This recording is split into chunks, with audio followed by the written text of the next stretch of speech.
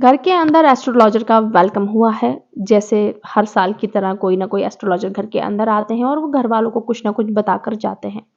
वैसे ही अमाल मलिक को बोला है एस्ट्रोलॉजर ने कि तुम्हारा नुकसान कोई नहीं कर सकता, तुम्हारा खुद का गुस्सा ही है। और जिसने बिग बॉस देखा है वो हर एक इंसान बता सकता है कि अमाल मलिक का दुश्मन अगर कोई है तो वो उसका खुद का गुस्सा है, क्योंकि वो आउट ऑफ कंट्रोल हो जाता है और पता नहीं क्या क्या कर देता है गुस्से में। ठीक है, तो वो चीज़ तो कोई भी बता देगा उसकी।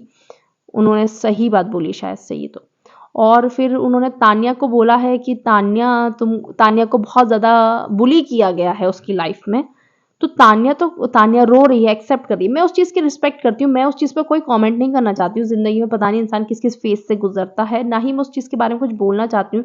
बट तान्या खुद ही शो में उसने बोला है कि मैं तो बहुत पैम्पर्ड चाइल्ड हूँ, मुझे तो कभी किसी ने कुछ बोला ही नहीं है, मैंने तो सब कुछ ऐसा फेस नहीं करा। पहली बार मैं तो बिग बॉस में आकर देख रही हूँ।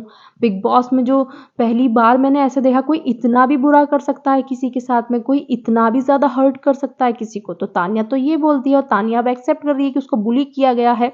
और दूसरा पॉइंट मैं ये बोलना चाहूँगी तान्या का, कि तान्या जब आपको बुली किया गया है, आप बहुत बुरे फेस से गुजरता है इंसान जिसको बुली किया जाता है। लेकिन आपने अश्नूर को भी तो वही किया ना, आप अश्नूर की बॉडी शेम करे, उसको डायनासोर बोल रहे हो, उसको पता नहीं क्या क्या नहीं बोला। आप उस फेस से गुजरे हो। बुली किसी भी चीज़ में हो सकता है, कलर पे बुली किया जा सकता है, किसी को मतलब उसकी बॉडी शेम किया जा सकता है, किसी भी चीज़ पे बुली किया जा सकता है। ठीक है, तो आप भी तो उस लड़की के लिए वही कर रही थी ना, अश्नूर के लिए। मम्मी जैसी लगती है, हमसे भी बड़ी लगती है, कैसा मुंह लगता है, फुग्गे जैसा मुंह लगता है इसका। तो आपने वही किया जो अगर आपके साथ में अगर ऐसा हुआ है तो। लेकिन आपने तो ऐसे प्रेजेंट करा है खुद को कि आपके साथ तो कुछ हुआ ही नहीं है बाहर। मतलब कुछ हुआ नहीं है इन द सेंस कि आप तो पता नहीं कौन सी लाइफ जी कर आई हो, खुद ही बोलती हो। ठीक है, फरहाना को उन्होंने बोला है कि तुम्हें अपनी कामयाबी की मतलब सक्सेस की डेफिनेशन पता ही नहीं है। फरहाना ने अपनी सक्सेस के बारे में सवाल किया है।